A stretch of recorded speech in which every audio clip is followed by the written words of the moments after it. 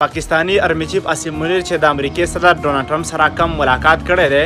په هغه ملاقات کې ډېرې داسې خبرې شوې دي چې دغه میډیا یې نه ښایي. اوس پاکستاني میډیا ته وګورئ ټول هغه خبرونه یې وښودل کومه چې د دغه په فایده کې وو او کم چې دوی دغه غوښتل چې یاره دغه خلکو ته یا پاکستانیانو ته پې دوکه ورکړي هغه خبر نه ښایي کم چې ایکسکلوزیو دی او کم چې ډېر خطرناک دی. د ټولو نه خطرناکه خبره دا ده چې ډونالد ټرمپ د پاکستان نه وچ ککړ دا مطالبه کړې ده، غوښتنه یې کړې ده او بالکل اړه ورته کړې ده چې ما ته به په خپل ملک په پاکستان کې ایربیس راکې اډه به راکې. او که تاسو ته یاد شي د عمران خان یو خبره هم مشهوره وه چې اپسلوټلی ناټ، بیا خلکو وایي چې دا په دې بنیاد مشهوره ده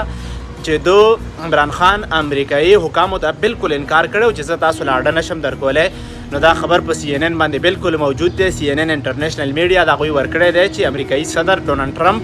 د ایران په خلاف، دا هم سره ویلي دي چې د ایران په خلاف باندې امریکایي صدر د پاکستان نه ایربیس یعنی د اډې مطالبه کړې ده. او بیا دا زه بالکل حقیقت ګڼم چې دوی بیا وله ورکوي، ځکه چې آقا غلام ته هر خبرو کې غلامان ډېر په سنجیده طریقه باندې مني.